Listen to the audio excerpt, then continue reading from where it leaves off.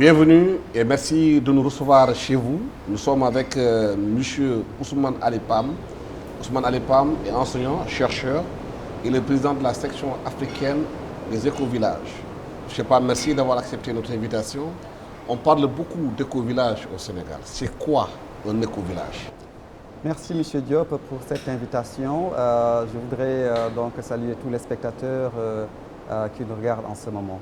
Alors, un écovillage, c'est une communauté traditionnelle ou intentionnelle qui cherche à préserver son environnement social et son environnement naturel. Chaque écovillage repose sur les piliers suivants, qui sont donc les piliers économiques, sociaux, écologiques et aussi culturels. Quelle est la différence entre un écovillage et un village normal, traditionnel, normal? Alors, il y a déjà cette démarche consciente de préserver donc l'environnement. Il y a cette démarche consciente de ne pas utiliser donc des produits toxiques donc dans l'agriculture. Il y a aussi cette volonté de mettre en place des énergies renouvelables telles que le solaire, l'éolienne ou bien donc le biogaz. Et c'est une démarche cohérente, dynamique, où aussi les décisions se prennent de façon consensuelle. Et aussi, il y a une vision commune donc de partage et de solidarité et donc un échange de services. Et donc aujourd'hui, nous avons dans le monde à peu près 20 000 écovillages reconnus, établis donc dans les 5 régions du monde. Et le réseau mondial des écovillages a un statut d'observateur au niveau donc des Nations Unies. Donc dans le continent américain, nous avons donc 2 sous-sections, l'ENA et CASA. En Afrique, donc c'est la section la plus récente qui a été créée donc en 2012 à Sekem en Égypte. Et nous avons aussi l'Asie qui est regroupée sous le site de Genoa. Et voilà, et donc nous essayons de travailler au niveau mondial et au niveau aussi local à essayer donc de lutter contre les changements climatiques, à lutter contre la pauvreté, à lutter contre la dégradation donc, de l'environnement. Mais si on regarde bien ce que vous dites là en termes d'éco-village, ça avait déjà existé dans nos pays en Afrique. Pourquoi aujourd'hui on est obligé de mettre en place des éco-villages? Est-ce que c'est dû quelque part à la dégradation de l'environnement qui a atteint nos villages ou pas? Tout à fait. Je vais peut-être vous parler du cas de M. Jourdain, ce gentil bourgeois qui, à l'âge de 40 ans, ne savait pas qu'il utilisait encore des consonnes et des voyelles. Alors, oui, les écovillages, ce n'est pas quelque chose de tout à fait nouveau. En fait, quand on regarde un peu l'Afrique traditionnelle, nous voyons que notre impact écologique, notre empreinte écologique était très faible. Et pourtant, les gens étaient très heureux. Et que tout ce qu'on produisait aussi, regardez le Sénégal jusque dans les années 70, notre agriculture était biologique. Il n'y avait pas de produits chimiques, il n'y avait pas tous ces poisons aujourd'hui qu'on utilise pour faire pousser rapidement et augmenter les rendements. Alors quand on allait dans les régions donc, du Sénégal, les différentes régions du Sénégal, il y avait donc on avait donc des régions culinaires bien précises. Ce qu'on mangeait en Casamance était différent de ce qu'on mangeait dans le Sine Saloum et ce qu'on mangeait dans le Fouta. Et aussi en même temps, donc tout ce qu'on produisait, c'était donc ça venait donc du terroir et il n'y avait pas donc de tous ces produits chimiques. Et il y avait aussi cette formidable solidarité entre les gens de la communauté. Alors, au niveau des écovillages, justement, ce que nous cherchons à faire, c'est de faire revivre ces traditions africaines et aussi d'intégrer les nouvelles technologies donc au développement de l'Afrique. Parce que très souvent, pour nous autres qui avons été à l'école, nous pensons que la sagesse, que les sciences de nos grands-parents ne représentent rien du tout. Les écovillages donc cherchent à pousser les gens à retourner donc à jeter un coup donc dans le rétroviseur, voir aussi ce que nos grands-parents nous ont laissé comme science, comme sagesse, comme culture et nous baser donc nous baser sur ces legs traditionnels là pour envisager notre futur. Aujourd'hui, le constat qui a été fait, c'est que les villages se sont vidés des bras valides. Il n'y a pratiquement plus personne dans ces villages. La plupart des jeunes sont soit dans l'immigration clandestine ou bien sont soit dans l'immigration même sous-régionale africaine, et qu'il reste que des vieilles mamans et des vieux qui restent dans les villages. Et que la faune et la flore semblent avoir disparu, parce que dans certains villages, on trouvait beaucoup d'animaux sauvages, mais aujourd'hui, on n'en trouve plus. Qu'est-ce qu'il faut faire justement pour que ces jeunes puissent rester au village, travailler? Est-ce que l'éco-village est une réponse à l'exode rural? Tout à fait. En fait, pour les écovillages, l'ambition donc des militants des écovillages, c'est vraiment d'inverser la tendance. C'est-à-dire d'essayer de même créer peut-être ce qu'on appelle un exode urbain. C'est-à-dire que donc des villes vers les villages. Comment? Prenez l'exemple de Bakumbel aujourd'hui, qui est un des écovillages pilotes de l'Agence nationale des écovillages. Aujourd'hui, les jeunes, dans toutes les maisons, il y a des vergers. Il y a aussi des vergers communautaires. Ce sont les jeunes aussi qui s'occupent de la gestion donc, des panneaux solaires qui sont là-bas. Alors aujourd'hui aussi, au niveau de Bakumbel, ils ont aussi des boulangeries qui fonctionnent avec du biogaz. Alors il y a beaucoup d'activités économiques qui sont créées là-bas qui permettent donc de retenir les jeunes chez eux et donc aussi de leur donner donc des rendez-vous durables et réguliers. Si nous prenons aussi un autre écovillage, l'exemple de notre écovillage qui se trouve en Égypte, donc, qui est l'écovillage phare en Afrique, peut-être le prototype le plus achevé. Au départ, en Égypte, donc dans ce village-là, c'était un désert. Il n'y avait que du sable, il y avait des vents, et donc c'était un milieu extrêmement hostile à la vie. Et en moins de 30 ans, aujourd'hui, ce petit village égyptien donc, est devenu un paradis terrestre. Tout est vert, ils ont des palmiers qui produisent donc des dattes, ils ont ils produisent du lait, ils produisent du fromage, ils produisent donc du parfum, ils produisent des plantes médicinales qu'ils exportent. Et aussi cela leur permet de soutenir leur système scolaire et leur système sanitaire. Aujourd'hui, pratiquement tout est gratuit au niveau donc de Sekem. Et le niveau de vie, la qualité de vie au niveau de Sekem est de loin supérieure à la qualité de vie donc, des habitants du Caire. Et je crois que cet exemple-là gagnerait à être beaucoup plus connu dans le reste de l'Afrique pour aussi que nos gouvernants, que nos communautés de base s'en inspirent. Pas loin de chez nous, ici de l'autre côté de la Mauritanie, c'est un petit village mauritanien qui est aussi en train de montrer la voie au Sahel. Ce village s'appelle Salé-le-Boudou. Alors en 2005, les habitants ont juste clôturé un espace donc, de 18 hectares et pour écarter donc, les animaux en divagation. Et en 10 ans, la nature a fait le reste. C'est devenu une verdure très dense. Les abeilles sont revenues. Il y a beaucoup d'oiseaux qui sont revenus. Et comme c'est à côté du cours d'eau, même le cours d'eau aussi, parce que le cours d'eau reçoit beaucoup de nutriments en provenance de la forêt, il y a beaucoup d'insectes, le fleuve est devenu soudain beaucoup plus poissonneux. Et du coup, la qualité de vie au niveau donc, de ce village mauritanien est devenue beaucoup plus élevée. Donc pendant toute l'année, les animaux et les hommes ont de quoi manger. Alors si on prend aussi l'exemple de Diara, qui est un autre petit village à côté de Ndioum, aussi c'est un village qui a su reboiser plus de 70 hectares. Et du coup, il y a moins de vent de sable, il y a moins de chaleur. Il y a, vous savez aussi que le stress thermique joue sur la productivité des plantes. Le stress thermique a un impact négatif aussi sur la reproduction des animaux. Et donc, en reboisant, en recréant une forêt, ils ont déjà, au niveau donc, de Diara et de Salé, ils ont donc des revenus réguliers. Et cela aussi montre que là où la grande muraille verte a échoué, que ces petites communautés avec très peu de moyens ont déjà eu des résultats que nos gouvernants, que nos communautés devraient connaître et peut-être aussi s'en inspirer pour changer durablement leur qualité de vie. On constate que la plupart des villages du Sénégal sont frappés par la sécheresse.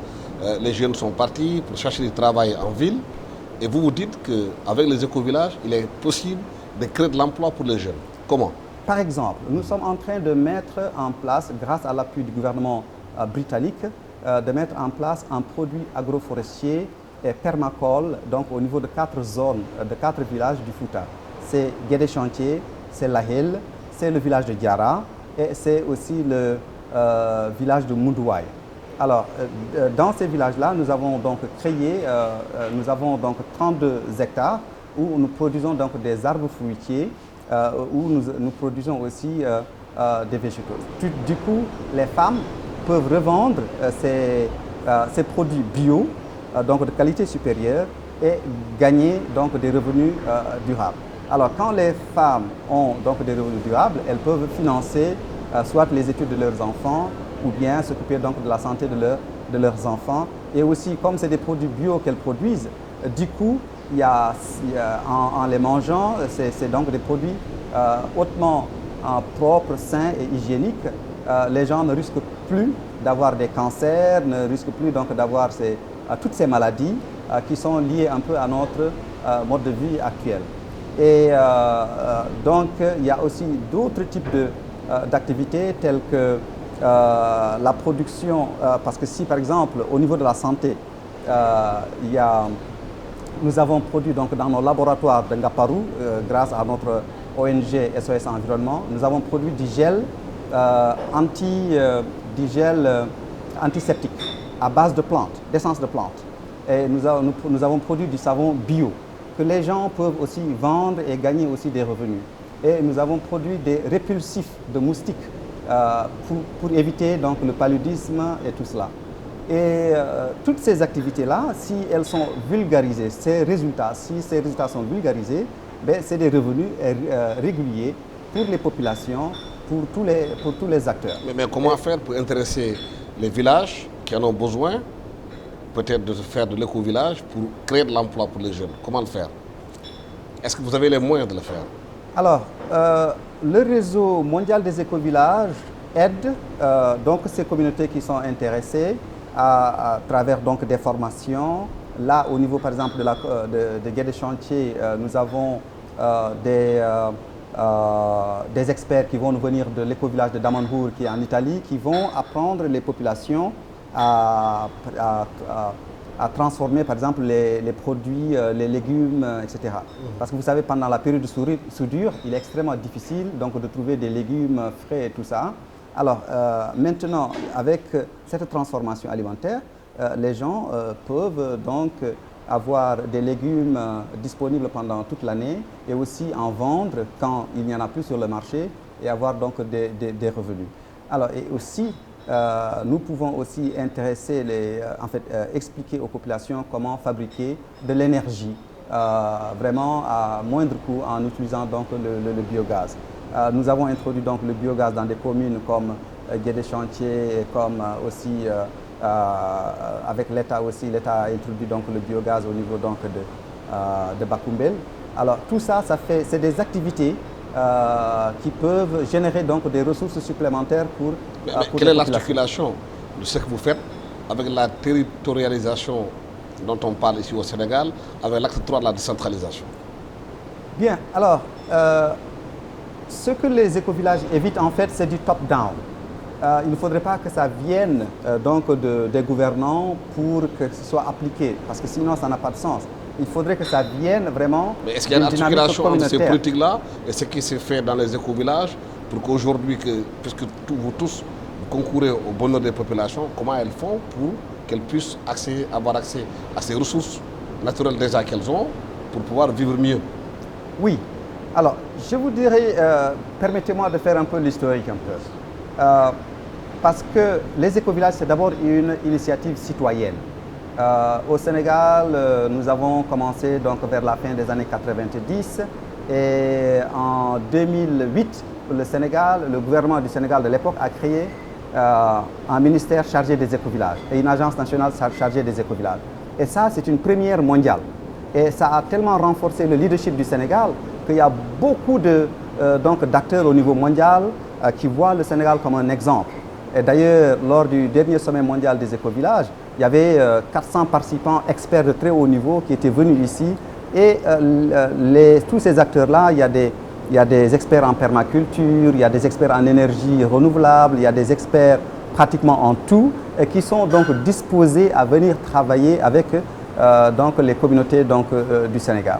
Mais malheureusement, et je dois l'avouer, donc ces 2 dernières années, nous avons l'impression que le ministère de l'Environnement ne joue pas le jeu. Le ministère de l'Environnement, à notre avis, manque donc d'imagination, manque de créativité, manque de cette capacité d'ouverture à capter ces fonds, à capter cette expertise internationale. Et aujourd'hui, même l'Agence nationale des écovillages, elle est réduite à rien du tout. Le ministre chargé de l'environnement et du développement durable n'a jamais mis les pieds dans un écovillage. Il n'en parle même pas, c'est le cadet de ses soucis. Le directeur de l'Agence nationale des écovillages qu'il a nommé s'exprime très difficilement en français et ne connaît rien au concept des écovillages. Et tout cela, ça paralyse le système. Alors que nous attendions tout simplement à ce qu'on ait un parapluie institutionnel pour pouvoir aussi apporter toute cette expertise, apporter ces fonds. Aujourd'hui, au niveau de l'Union européenne, il y a beaucoup de fonds qui sont disponibles pour donc, les activités liées à la préservation de l'environnement. Tout à l'heure, vous disiez qu'il y a un village en Égypte qui s'appelle Serkem, qui est parvenu à s'en sortir, à se nourrir grâce au concept d'éco-village. En Israël aussi, tout le monde sait que c'est un pays désertique, mais qui arrive à produire énormément de fruits et légumes pour exporter. Est-ce qu'il est possible, le désert qui s'installe un peu au nord du Sénégal, à Kédougou, Tambacounda, un peu en Casamance, de mettre en place ces éco-villages pour que les populations puissent cultiver ce qu'elles mangent? Alors, vraiment, le charme dans les éco-villages, c'est que nous ne cherchons pas la facilité. Alors, je vous donne l'exemple d'Auroville. Auroville, c'est un éco-village pilote en Inde qui s'est installé sur des terres latéritiques, rouges, improductives, qui étaient vraiment très dégradées parce qu'il y avait donc une érosion continue. Et aujourd'hui, au niveau de cet éco-village-là, il y a des millions d'arbres qui ont été plantés. C'est devenu pratiquement une jungle. Et les populations d'Auroville, une population forte à peu près de 3000 habitants, tirent des revenus substantiels donc, de cette nouvelle forêt qui a été donc créée. Alors je pense que le désert, ce n'est pas une fatalité, le désert, ce n'est pas un prétexte pour ne rien faire, c'est un processus que nous pouvons inverser si les populations véritablement sont renforcées, si par exemple on explique aussi aux populations ce qu'il faut faire. Et je pense qu'aujourd'hui la désertification est devenue un problème de sécurité. Je ne parle pas seulement de sécurité alimentaire, parce que quand les gens sont pauvres, ils deviennent vulnérables, ils deviennent beaucoup plus perméables à des idées étranges qui nous viennent d'ailleurs. Et je pense que si les gens ont des revenus, si les gens ont une qualité de vie élevée, donc il y a beaucoup de tentations qui ne pourraient pas donc succomber à ces tentations. Moi je pense que l'État du Sénégal, par exemple, pourrait organiser des camps de vacances, donc de reboisement. Les étudiants, par exemple, qui ne font rien pendant les grandes vacances, les gens qui passent tout leur temps à faire des navétanes, et l'armée nationale, je pense que le gouvernement du Sénégal pourrait organiser des camps vraiment sur toute l'année. Par exemple, pour les étudiants, on peut leur dire, écoutez, si vous voulez avoir une bourse entière, il faudrait prouver 3 mois de présence sur un terrain de reboisement. Et je pense que on le fait sur 10 ans, on peut reverdir toute la vallée du fleuve Sénégal, qui est aussi la porte du désert. Hein? Et donc, en reboisant donc la vallée du fleuve Sénégal, on peut freiner donc l'avancée du désert. Et c'est quand même curieux que cette vallée-là, qui est la porte du désert, qu'on est en train aujourd'hui de couper les arbres, de raser les forêts pour mettre du riz. La vallée du fleuve Sénégal, ce n'est pas une zone, ça ne devrait pas uniquement être une zone risicole. Ça aurait dû être une zone agroforestière pour permettre aussi de freiner un peu le désert et créer donc, produire des fruits que nous pouvons donc exporter au même titre qu'Israël, au même titre que Sekem qui était avant un désert. Alors, dans la vallée du fleuve Sénégal, nous avons beaucoup de chance encore. Nous avons de l'eau, toute l'année, nous avons le soleil, nous avons des terres, et je pense que si tout cela est mis en cohérence, nous pouvons donc tirer des revenus substantiels, non seulement pour les gens de la vallée, pour tout le reste du Sénégal et même pour une bonne partie de l'Afrique de l'Ouest. Si je vous comprends bien, vous voulez dire aujourd'hui que l'objectif de l'autosuffisance alimentaire en riz en 2017, comme on le dit un peu partout aussi au Sénégal, si on se contente seulement sur le riz dans la vallée du fleuve Sénégal, ça peut être un danger même pour cette vallée-là. C'est une politique qui va condamner la vallée du fleuve Sénégal à terme. Parce que ce qui se passe aujourd'hui, nous achetons beaucoup de produits chimiques dont on ignore les compositions et que tout au long de la vallée, ces produits chimiques sont drainés dans le fleuve Sénégal. Les produits chimiques, tuent ces micro-organismes-là. Et ce qui fait que chaque année, on a encore besoin de plus d'engrais, de plus de produits chimiques. Et puis, cette riziculture aussi développe des pathologies qui deviennent de plus en plus résistantes à ces produits-là. Et en même temps, les paysans sont dépouillés de leur autonomie traditionnelle. Parce qu'avant, pour les semences, chaque paysan gérait ses propres semences. Aujourd'hui, nos semences nous viennent de firmes comme des firmes qui s'appellent Monsanto, qui produisent donc des organismes génétiquement modifiés. Et aussi, à côté de ça, les paysans donc, manipulent ces produits-là chimiques qui sont extrêmement dangereux et nous avons connu beaucoup d'accidents. Et ce qui fait que ces produits-là, cette agriculture-là, elle va condamner à terme la vallée du fleuve en dégradant l'environnement, en tuant le fleuve Sénégal, parce que aujourd'hui, donc, comme je vous l'ai dit tout à l'heure, le fleuve Sénégal a perdu de sa vitalité, a perdu de son régime.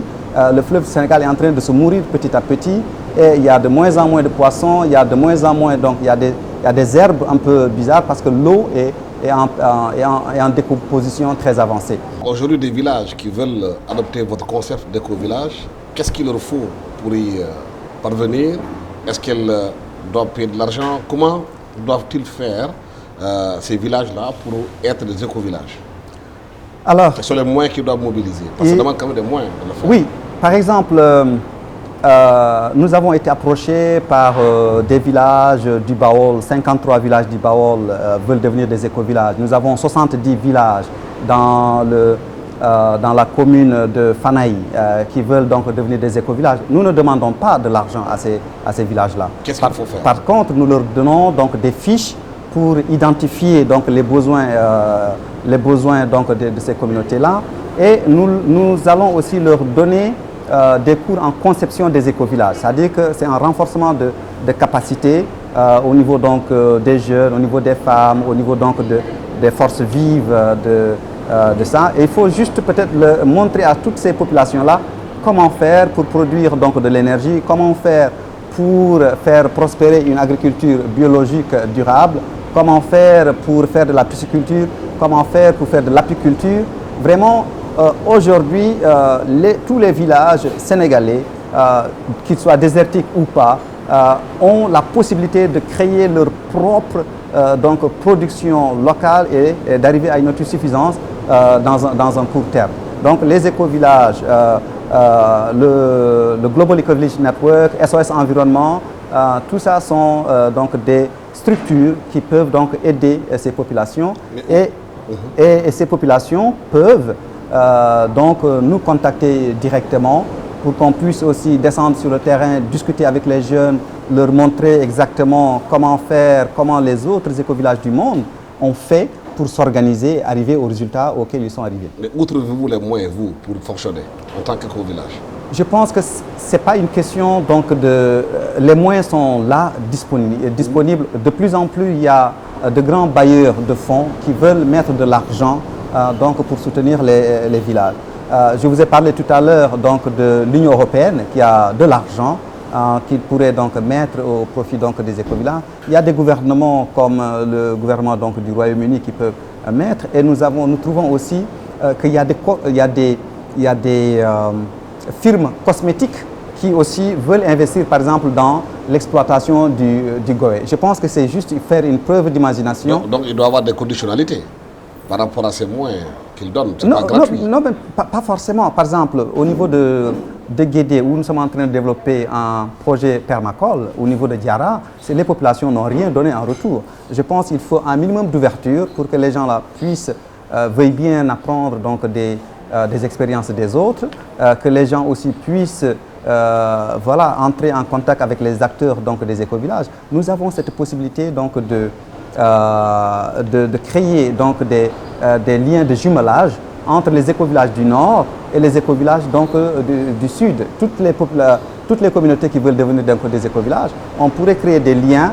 Et aussi, il y a donc ces experts, ces fonds qui sont disponibles donc dans les écovillages et tout ça, qui peuvent aussi revenir, aux communautés donc du Sud. Docteur Ousmane Ali Pam, merci d'avoir été avec nous sur ce plateau de la TFM à Question Directe. Nous parlions avec vous des écovillages. Vous êtes enseignant-chercheur, vous êtes aussi le président de la section africaine des écovillages. Et quels sont les avantages de ces écovillages et comment revenir aux traditions dans ces écovillages et surtout comment ces écovillages peuvent créer des emplois pour les jeunes, pour les fixer et lutter contre l'exode rural. Merci d'avoir été avec nous. Merci vous qui êtes chez vous d'avoir suivi cette émission. Merci. Au revoir.